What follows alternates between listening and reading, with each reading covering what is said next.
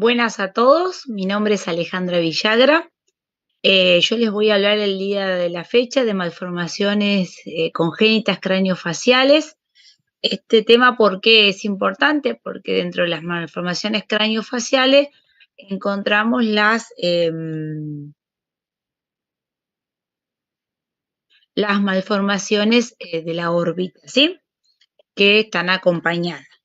Dentro de los factores que influyen en el desarrollo de una malformación de la órbita, encontramos elementos involucrados como son el desarrollo del condrocráneo y la base craneal, expansión de la masa encefálica, el crecimiento de las suturas óseas, insuflación de los senos paranasales y el mismo globo ocular.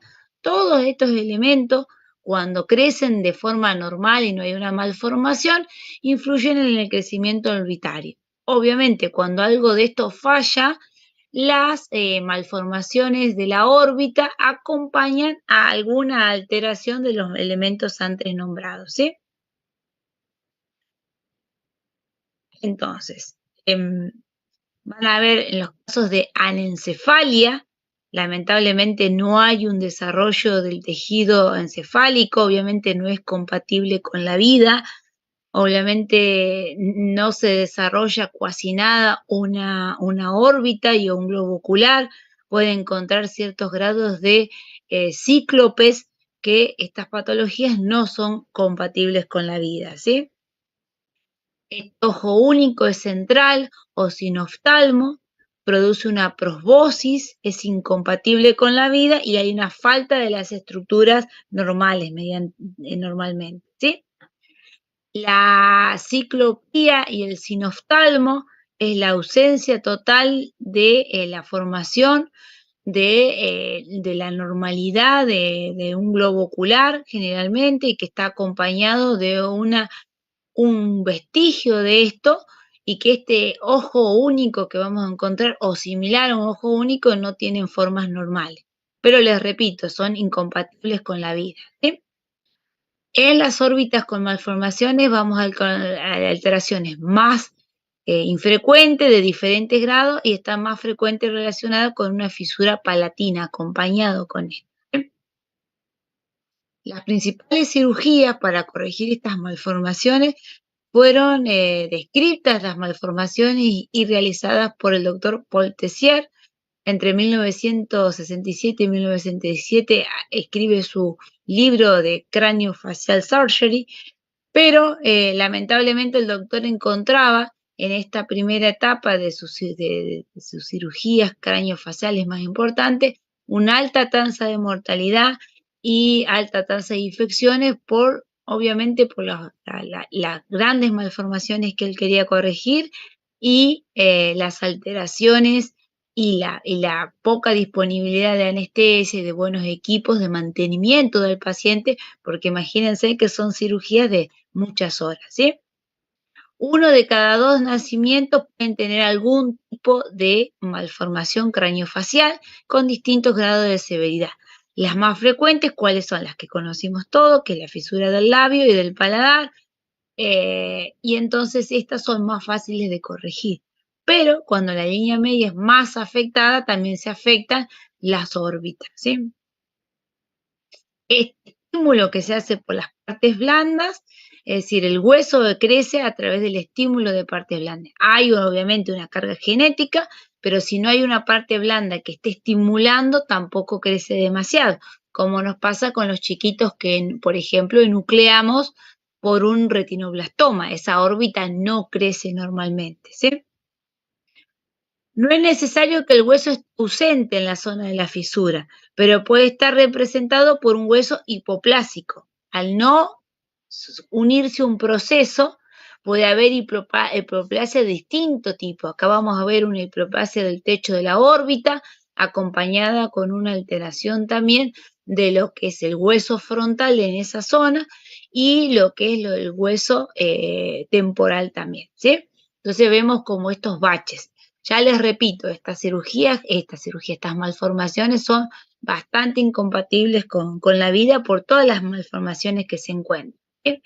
Las fisuras craneofaciales, clasificada por Tessier, que pueden tener o no compromiso lacrimal, la mayoría la tienen, van a ser clasificadas como 12, 13, 14, 3, 4, 5 y 6, que esas son las más comunes que afectan lo que es órbita y vía lagrimal y obviamente todo lo que es línea media. De la 0 a la 14 todas van a tener un compromiso medial con un compromiso de la base de cráneo muchas veces. Les voy a correr la imagen. Ahí está.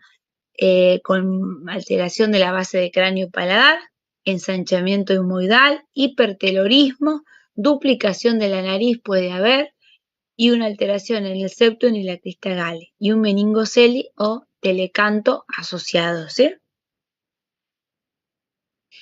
Van a haber estas alteraciones o abombamiento y cambio de la forma normal de la parte de los huesos y como van a ver todo un desplazamiento óseo y una alteración ósea en la formación, que aquí también se ve en esta imagen. Todas van a tener generalmente una obstrucción en mayor o menor grado del tracto lagrimal, puede haber una ausencia de los puntos lagrimales y el conducto lacrimonasal generalmente es asimétrico o está inclinado, ¿sí? Mayormente puede haber también un telecanto congénito y una blefarofimosis. Todo esto se produce porque la línea media es la que está alterada y un elongamiento del canalículo inferior.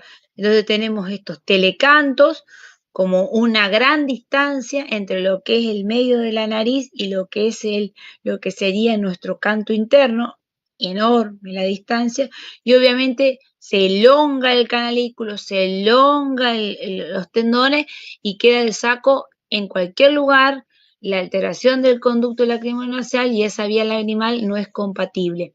Mientras que no se produzcan infecciones no hay tanto problema, pero si no, generalmente son chiquitos que terminan siendo operados por dracocistitis a repetición. La fisura de la 0 a la 13 hay una localización paramedial con compromiso del hueso frontal, lámina cribosa, hueso nasal, apófisis frontal de maxilar y meningoencefalocele. Obviamente que eso se puede confundir con un dacrocistocele, hay que tener cuidado con eso.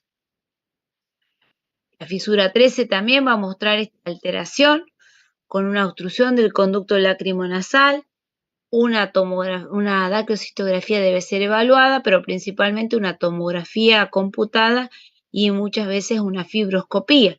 ¿Por qué? Porque puede haber tejido meningio saliendo por la fosa nasal y confundido con un dacrocistocele, ¿sí? Y ojo con sondar estos casos. Primero hay que hacer una buena evaluación.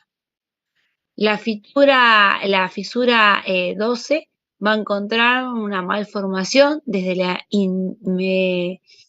totalmente indemnidad o ausencia completa de la vía lagrimal. Muchas veces no hay nada de la vía lagrimal, ni siquiera en partes blandas ni en partes duras. Las craniotomía, osteotomía o resección del hemoide son tipos de cirugía que se intentaron hacer tipo rompecabezas en la cual se refracturaban los huesos y se trataba de darle un mejor orden en el grado de malformación que se presentaba. Lamentablemente esto eran muchas horas de cirugía, aumento del riesgo del post quirúrgico por la descompensación, aumento del riesgo de infecciones y obviamente que esto fue mejorando con los años y las técnicas quirúrgicas y la anestesia.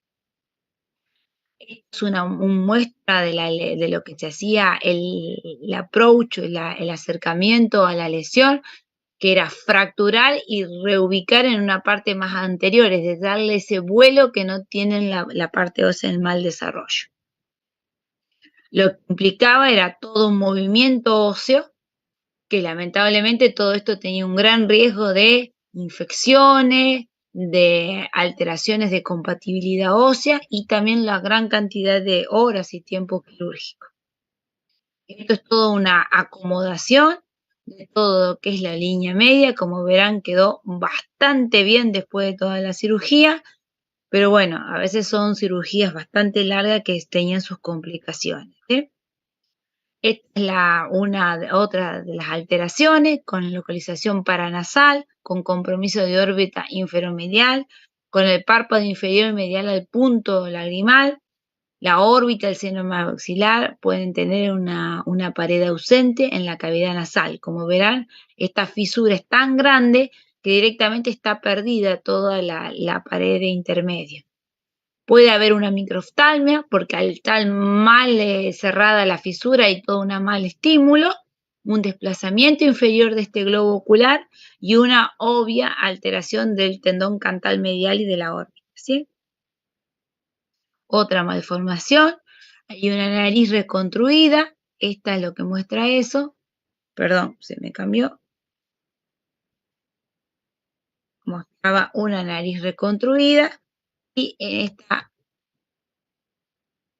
esta mostramos la misma fisura con esta alteración del labio y del párpado y de la órbita. Fíjense cómo la fisura sigue todo un caminito y toda la alteración que se forma desde las partes blandas hasta las partes óseas. La distopía, que es esta alteración producida por las fisuras, son corregidas ¿con qué? Con un movimiento de todos los tejidos. Otra alteración, que hay un anostalmo, una confluencia de la cavidad nasal, del seno maxilar. La vía lagrimal puede estar indemne, porque esto ya vamos a ver que es una lesión más a nivel orbitario y a nivel ocular. La zona media de la cara está un poco más despejada y un poco más prolija sería en este caso, porque la fisura está a nivel de la órbita. Entonces, como en esta otra que mostramos acá, la frontocigomática con el síndrome de Treach-Collins, que muestra disistosis mandíbulo-facial con hipoplasia del maxilar, una pared orbitaria lateral alterada y la mandíbula, ¿sí? Pero alejado de la línea media. Entonces aquí las lesiones las alteraciones, mejor dicho, son bien de la órbita del maxilar, no de la parte de la vía lagrimal. Este es un paciente operado, miren cómo tenía esta alteración y que con el síndrome de Goldgelgen, que fue operado y que el paciente con los años, es una foto que el doctor Tessier tenía de su paciente, cómo había cambiado.